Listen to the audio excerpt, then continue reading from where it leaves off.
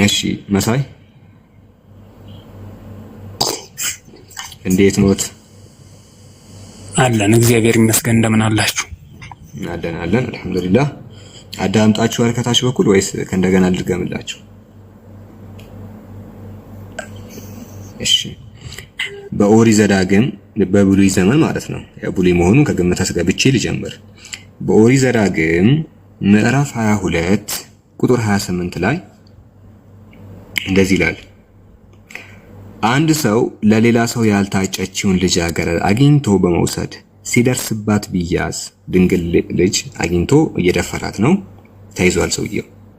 ታዲያ ምንድነው የሚሆነው? ለልጃገረዲቱ አባት 50 ጥሬ ብር ይክፈል፣ እርሷም ለዚያ ሰው ሚስት ሆና ትኑር። አስገድዶ በመድፈር ከእርሷ ጋር ስለተኛ በሕይወቱ ዘመን ሁሉ ሊፈታት አይችልም ይላል። እና የደፈረው ሰው ሊቀጣ ሲገባው ልጅቷን እንደውም እዛው ያዛትና ያው ማታም ጧትም ይደፍራታል፣ አንዴ ካገባት በኋላ ማለት ነውና ይሄ ደፋሪ ማበረታታት አይሆንም ወይ? 50 ብር ሰጥቶ 50 ብር በጣም ቀላል ነው። ያው ድሮ ውድም ሆነ አልሆነ ግን ከልጅቷ አንፃር በጣም ትንሽ ነው። ስለዚህ በዚህ ደረጃ ደፋሪ ማበረታታትና ለደፋሪ የደፈራትን ሴት ሽልማት አድርጎ መስጠት ይሄ ነገር ተገቢ ነው ወይ? እናት እንዳለን ሴት ልጅ እንዳለን ወይ ደግሞ ሚስት እንዳለን እህት እንዳለን አድርገን እስቲ ይሄን መልስ እንዴት እናየዋለን የሚለውን መልሱልን መሳይ።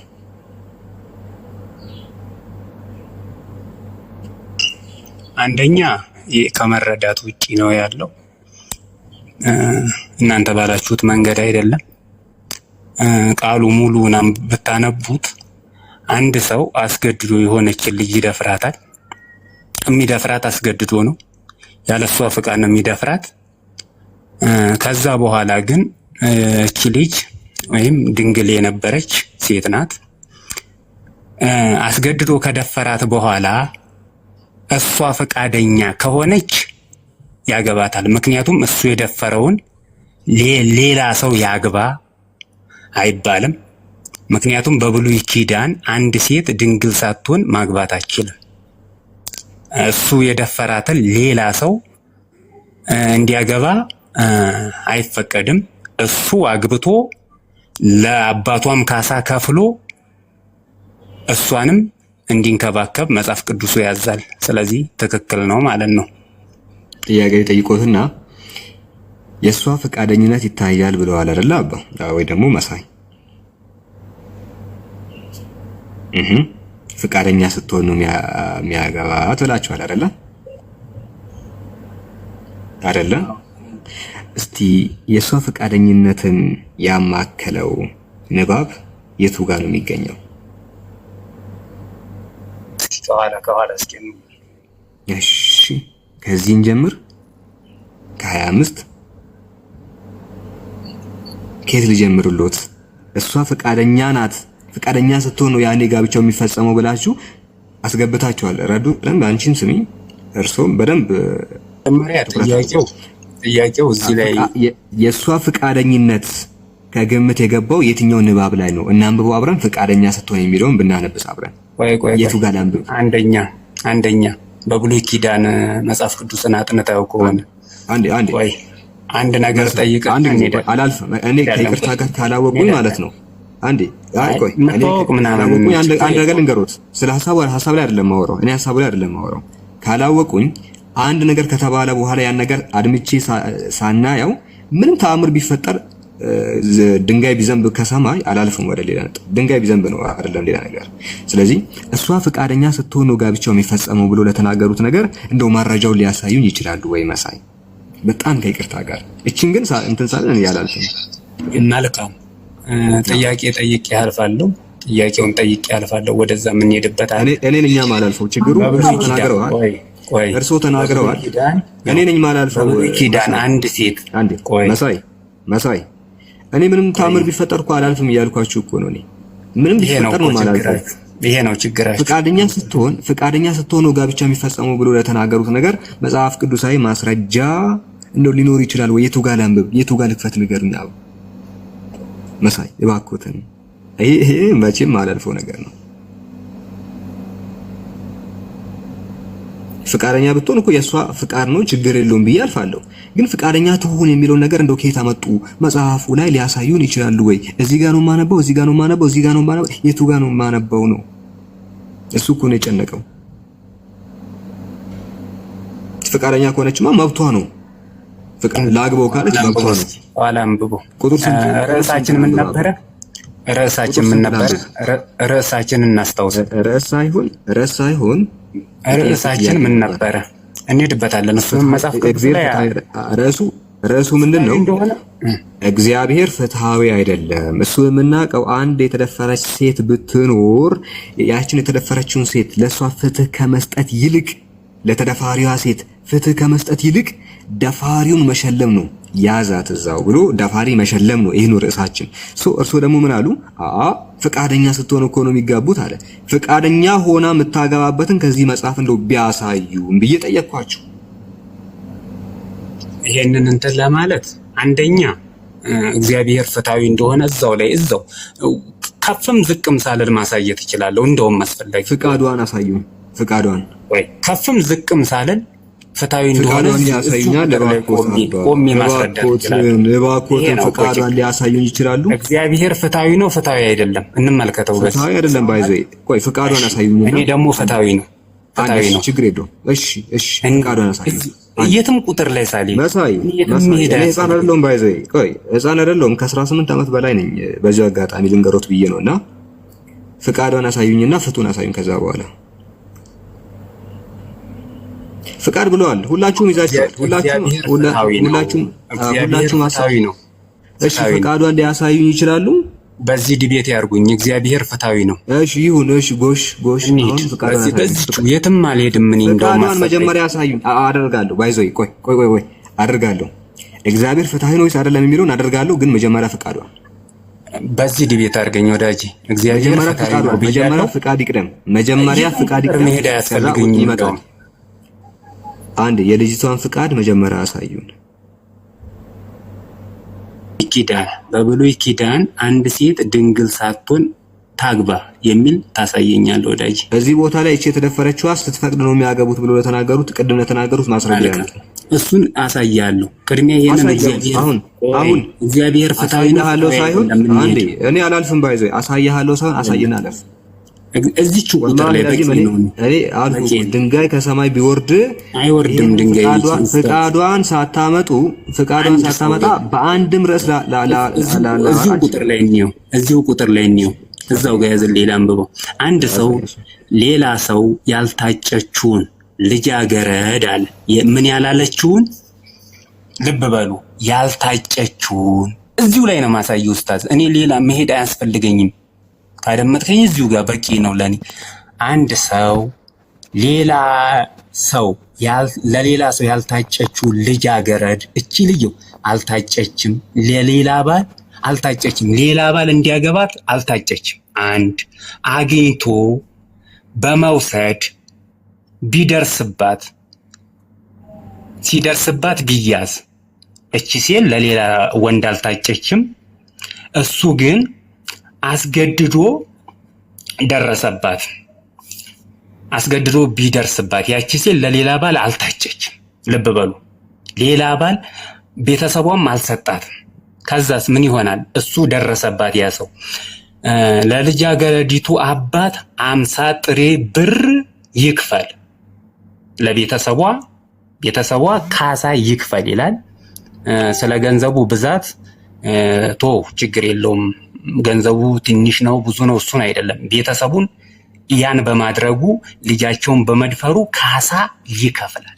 ካሳ ማለት ነው። ቤተሰቡ ራሱ ተደፍረዋል። ቤተሰቡ አለፈቃዳቸው ነውና ከዛስ ምን ይላል? እርሷም አዳምጥ፣ የሳቀ ሁሉ ደስተኛ አይደለም። እርሷም ለዚያ ሰው ሚስት ሆና ትኑረው። ለምንድን ነው ሚስት ሆና የምትኖረው? ያቺ ሴት ለሌላ ወንድ በፊት አልታጨችም ነበር። ልብ በሉ ኡስታዝዬ፣ ሌላ ባል አልታጨችም ነበረ። ስለዚህ ይሄ ሰውዬ ደረሰባት። በብሉይ ኪዳን ደግሞ ይሄ ሴት ድንግል ሳትሆን 30 አይደለም ማግባት አትችልም። እሱ የደፈራትን ሌላ ሰው ደፍሯት ይተዋት። እሺ ኡስታዝ ጥያቄ ያለኝ፣ ደፍሮ መተው ነው ያለበት? እሱ የደረሰባትን ለሌላ ሰው ቆይ እዛው ጋር ያዘልኝ አንዴ እርሶ ስላልተደፈሩ ይሄ ቀላል መስሎ ይታያቸዋል። ግን እሺ ምን ያህል ከባድ እንደሆነ ልንገራችሁ። እሺ በልጆ ቢሆን በሚስቱ ቢሆን ይሄ ነገር በእህት ቢሆን እንደዚህ አትልም። ምን መሰለ የሆነ ገንገባ አንዴ ቆይ እሺ ምን ያህል ከባድ እንደሆነ ልንገርህ። ወይ በእናት አድርጌ ወይ በሆነ ነገር አድርጌ ቆይ ሴት ስላልሆንክ ነው አንተ አይገባህም። ኦኬ እኔ ቁስላችሁን ስለማቅ ነው። እሺ የሆነ ገንገባ ሰውዬ መጥቶ ኦኬ ሴት ልጅ ይደፍራል።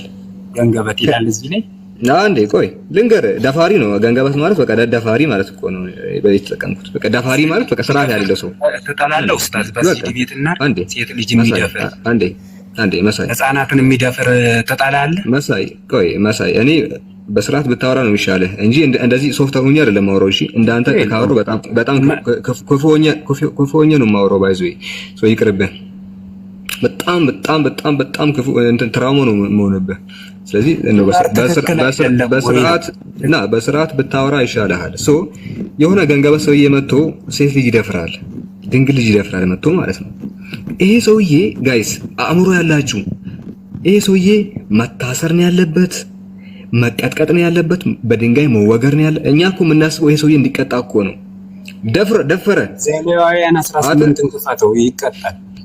አንዴ ሊሸለም ነው ገና ይሸለማል እኮ። ይሄ ሰውዬ ደፍሮ መጣ በዚህ አውድ መሰረት። ከዛ በኋላ እኛ የምናስበው ሊደበደብ ሊገደል ነበር። ምክንያቱም የደፈረ ሰው ይገደላል መጽሐፍ ቅዱስ ላይ። ዝሙት ሰርቷል ሰውየው። ዝሙት የሰራው ሰው በሙሴ ሕግ መሰረት መገደል ነበረበት። ራሱ ዘዳግም በጻፈው ሙሴ ሕግ መሰረት የዘሞተ ሰው ዘዳግም 22 ላይ በድንጋይ ግደሉት ነው ያለው። እኛ መገደሉን ስንጠብቅ የት ነው የምትሄደው ተባለ። እሺ ና ውሰዳት እንደው ልጅቷን ይዛት ሂድ። ከዛ እንደፈለገ 24 ሰዓት አንሊሚትድ የሆነ ያለ ፍቃዷ ሲቀጠቅጣት ሲደፍራት ይውላል። ከዛ በኋላ ማለት ነው ትራውማው የሚባል ነገር አለ። ሴት ልጅ አይደለም የደፈራት የሚል አሳየች። አንዴ ቆይ ሴት ልጅ አይደለም የደፈራትን የመታትን ራሱ አትረሳም። ኦኬ መድፈር እኮ በጣም ክፉ ነገር እኮ ነው። ባይዘይ መድፈር በጣም የሚያስጠላ ነገር ነው። የመታትን ራሱ ማትረሳ ሴት ልጅ ከደፈራት ሰውዬ ግን እድሜ ልኳን እንድትኖር ማድረግ ደፋሪን ምን ያህል ማበረታታት ነው። ደፋሪን እንካ ብሎ መሸለም ነው። ፍቃዷን ከዚህ መጽሐፍ ላይ ያሳየኛው። ስለዚህ መድፈር ቆሻሻ ስራ ነው በለኝ። ቅድሚያ ከዚህ መጽሐፍ ላይ ያሳየኛው። ቆይ የደፈረ ሁሉ ቆሻሻ ነው። አብነት አሪያ ሊሆነን አይችልም በለኝ። በእኛ ነው በእናንተ ግን አይደለም። በምንም ይሁን በእናንተ አይደለም። ቆሻሻ ነው በለኝ። በእናንተ አይደለም። ምን መሰለህ መሳይ ነገርኩ። በእኛ ይሄ ነገር ኃጢአት ነው፣ በእናንተ ግን ሽልማት ነው። በክርስትና አንተ ከደፈርክ ትሸለማለህ። አንተ ጻድቅ ነህ። ዝሙት ከሰራ ሴት ልጅ ከደፈርክ አንተ ቅዱስ ነህ። ፕሮፋይል ላይ እንዳለው ሰውዬ ማለት ነው። አንተ ፕሮፋይል ላይ እንዳለው ሰውዬ ቅዱስ ትሆናለህ። ምሳሌ አምጣ ካልከኝ ዳዊት ሪካርድ እናድርግ። ከዛ ቃል ግባ። የደፈረ ሁሉ እርኩሰታም ሌባ ቀጣፊ ነው፣ አብነት አይሆንም በለኝ። በእናንተ ነው የደፈረ ሁሉ ቆሻሻ አንዴ። ስለዚህ እኛ ጋር ማለት ነው ኃጢአት ነው፣ እርኩሰት ነው። በእናንተ ግን የሚያሸልም ታላቅ ጸጋ ነው በእናንተ። ኦኬ። ስለዚህ የአንተ መጽሐፍ ላይ መድፈር፣ ሴት ልጅን መድፈር፣ ዝሙት መስራት ምንድነው መሰለህ? ጽድቅ ነው። አንተ ጋር ጽድቅ ነው። ከደፈርክ አንተ ጻድቅ ነህ። ኃጢአትነቱ እኛ ጋር 23 እንክፈትልኝ ነው ሱራ 2 ይሄንን ሳትመልስ ወዴት ነው የምትሄደው? ቆይ መድፈር እርኩሰት እንደሆነ ላሳይህ። ይሄንን ሳትመልስ ወዴት ነው የምትሄደው? ላሳይህ። ችግር የለውም። ይሄንን መጀመሪያ መልስና በፍቃዱ ያልከው ማስረጃችሁ ናቸው የሚለው ይሄንን መጀመሪያ መልስና ከዛ በኋላ እኔ ርዕስ አልቀይርም። እኔ እኮ ድንጋይ ቢዘንብ አልኩ እኮ አይደለም። ይሄንን መልስና መጀመሪያ መድፈር እርኩሰት ከሆነ አንዴ 30 ሰከንድ ብቻ ትታገሳለህ። 30 ሰከንድ ብቻ 30 ሰከንድ ነው እያልኩ ያለሁት። እና አሁን አምላክን ላሳይ ብራዘር፣ ሁላችሁም በደንብ ስሙ። የከብት መርፌ ወግቼ ልኩን አስገባዋለሁ ነው። እሺ ቆሻሻ ምናምን ያልከውን ከራስ መጽሐፍ ላሳይ። ኦኬ ከዝሙት ስንጀምር ጋለሞታ ሴትን መድፈርና ጋለሞታ ሴትን ማግባት በእናንተ ጽድቅ ነው። ማስረጃው ትንቢተ ሆሴዕ ምዕራፍ 2 ቁጥር 4 ላይ እንዲሁ ደግሞ ትንቢተ ሆሴዕ ምዕራፍ 3 ቁጥር 1 ላይ ምንድነው? ጽድቅ ነው። ሴት ልጅን እንግዲህ ጋለሞታ ሴቶችን በብር መግዛት፣ ኦኬ፣ ጋለሞታ ሴቶችን መንገድ ላይ የሚሰሩትን ሴቶች ማግባት በእነሱ ጽድቅ ነው። ማስረጃ ትንቢተ ሆሴዕ ምዕራፍ 3 ቁጥር 1 ላይ ምን ይላል? እግዚአብሔር እንዲህ አለኝ ያለ በእነሱ ማለት ነው። ጭፈራ ቤት ውስጥ የሚሰሩ ሴቶችን በብር እየገዙ መጠቀም ጽድቅ ነው። ይኸውላችሁ ጋይስ ስማቸውን አላውቅም። ጭፈራ ቤት ውስጥ አትውረድ፣ ና ተመለስ፣ አትውረድ ተመለስ። ጭፈራ ቤት ውስጥ ያሉ ሴቶችን ወላሂ ለዚህም በብር መግዛት በእነሱ ይቻላል። ብር ብቻ ይኑራችሁ እንጂ እያንዳንዱ ሴት መግዛት ትችላላችሁ። ማስረጃ ትንቢተ ሆሴዕ ምዕራፍ 3 ቁጥር 1 ላይ እግዚአብሔር እንዲህ አለኝ። እሺ እስራኤላውያን ወደ ሌሎች አማልክት ሄደው አሁን ዘሎ ወጣ። እሺ የዘቢብ ጥፍጥፍ ማቅረብ ቢወዱ እንኳን ከዚህ ጋር እግዚአብሔር ይወዳቸዋል። አንተም እንደዚሁ ፍቅረኛ ወዳላት አመንዝራ ሴት ሄደው ውለዳት። ስለዚህ በ15 ብርና በ150 ኪሎ ገዛዋት አለ። በ15 ብር ሴቶችን ከጭፈራ ቤት ገዝታችሁ መጠቀም ትችላላችሁ። ይሄ አይደል እንዴ? ምንድነው የሚባሉ ስማቸው ጋይስ? ሴተኛ ዳሪ ማለት ነው። እግዚአብሔር ሴተኛ ዳሪን በ15 ብር ያስገዛል። ተመለስ እንዴ! እኔ ሶፍት ሆኜ ሳወራ እባክህ ወዳጄ ሆይ ተረጋጋ ስል ይሄንን ዝቃጭ ትምህርትን እኮ ስላላወቅኩ አይደለም። ና ግባ፣ ኢንቫይት አድርጌያለሁ። ና ቀዩን ንካና ግባ። ስለዚህ በ15 ብር ምንድነው የሚያደርጉት መሰላችሁ ጋይስ? ጋለሞታ የሆኑ ሴቶችን በብር እየገዙ ይጠቀማሉ። በብር እየገዙ ይጠቀማሉ። ይሄን መጽሐፋቸው ይናገራል። የራሳቸው መጽሐፍ ይሄን እውነታ ያስቀምጣል። ኦኬ እንዴት እንደሚያስቀምጥ ላሳያችሁ። ትንቢተ ሆሴዕ ምዕራፍ 3ን እየዘለላችሁ አትውጣ። ምዕራፍ 3 ከቁጥር 1 ጀምሮ። ይሄ ብቻ ደግሞ አይደለም። የደፈራ ሰው መጽሐፍ ቅዱስ ይሸለማል። ቅድም ሳይቻችኋለሁ። መጽሐፈ ሳሙኤል ካለ ምዕራፍ 11 እግዚአብሔር ዝሙት ያሰራል። እግዚአብሔር ምን ያደርጋል? ዝሙት ያሰራል። መጽሐፈ ሳሙኤል ካለ ምዕራፍ 11 ከቁጥር 2 ጀምሮ እግዚአብሔር 8 ሴቶችን በአደባባይ ያስደፍሯል። 8 ሴቶችን በአደባባይ ላይ ኦኬ አስደፍሯል።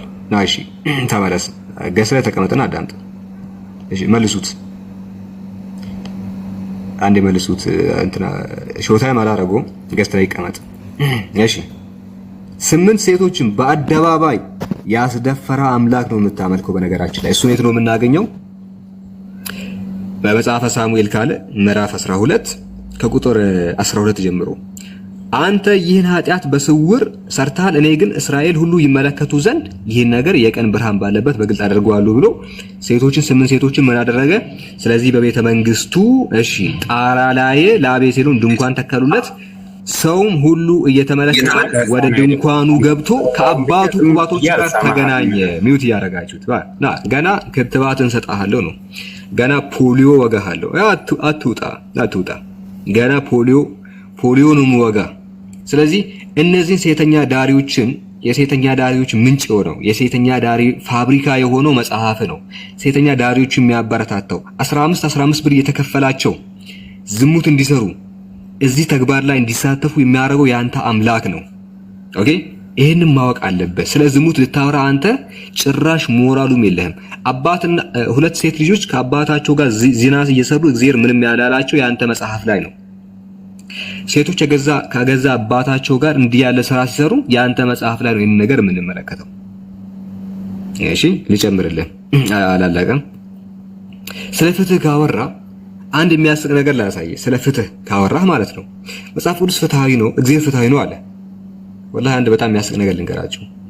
እሺ ኦሪት ዘሌዋውያን ምዕራፍ 12 ቁጥር 9 ላይ የካህን ልጅ ራሷን በጉልምትና ብታረክስ አባቷን ታረክሰዋለች፣ በእሳት ትቃጠል አለ። የካህን ልጅ ዝሙት ብትሰራ አባቷን ስለምታረክሰው በእሳት ትቃጠል አለ። እዚህ ጋር ነው ጥያቄው። እርሱ ለምንድነው የማይቃጠለው?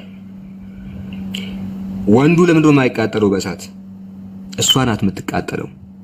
እሱ ቀበቶን አስሮ ጧት ስራ ነው የሚሄደው። ቀበቶን አስሮ ወደ ስራ። እንደ ጎመራ የምትቃጠለው እሷ ናት። እንደ ብቻዋን የሰራችው እሷ ናት። ብቻዋን ዝሙት የሰራችው እሱም ሰርቷል። እሱ አይቃጠልም። እሷ ጧት ስትቃጠል ጀለስ ቀበቶን አስሮ ጧት ወደ ስራ ነው የሚሄደው። ለምን? ይሄ ነው ፍትህ የሚባለው? ይሄ ነው አምላክ የሚባለው? እጅግ በጣም የሚያሳዝን ነገር ነው። ስለዚህ ስለ ዝሙት የማውራት ምንም አይነት ሞራል የላችሁም። ልክ ልካችሁ ይነገራችኋል።